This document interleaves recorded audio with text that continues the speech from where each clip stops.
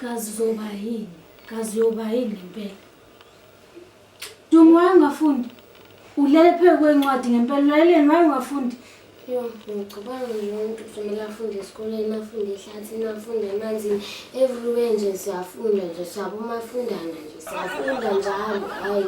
Dumo ufunda njalo kanjani ulela ungafundi? Ngikhathele ukufunda. Ukhathele awukazi wafunda kodwa ukhathele. Dumo ngoba mina angikwenzi lutho, ngikhuluma kahle nawe ngisoft kuwena, uyamazi umuntu oyisidlamlele ngaba umlaleli kodwa mina awungilaleli mina ku-anti wakho Dumo, ngikhuluma nawe kahle. Hayi kodwa nami ngiyafunda. Ngifunda esikoleni ngiphinde ngibuye ngifunde la endlini futhi. Hayi ngeke.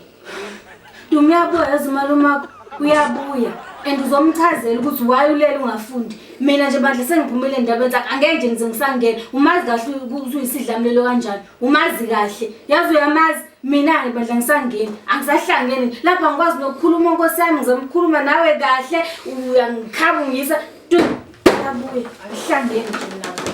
Futhi ayikulekelele nama esekushaya.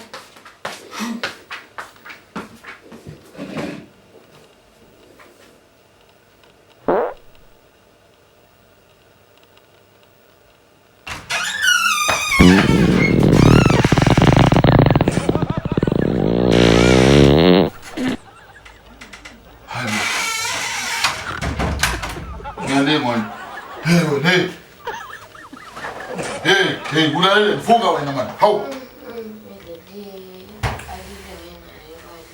Hey wena Mshana ubani okhuluma ingane kwani? Ngonda ukulala le funda la, kuyafundwa la. Funda la, kuyafundwa la. Yazi. Hey fuka man wena man.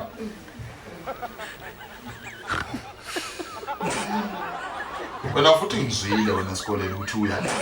Thisha omkhulu umfonelile kuthiwa esikoleni uyalala awubhali umsebenzi wesikole ubhizi uba umsindo yonke yaziyo nje ukulala nokudla abafinyela wezela lo akuyonda ukulala esikoleni yes ngikhuluma nawe njengamanje ulele la akuyonda ukulala esikoleni akukho umbhede esikoleni kuyafunda esikoleni kuyafunda yes kusho ukuthi la ekhaya tesihlala ukuthi sihlala so into esihlala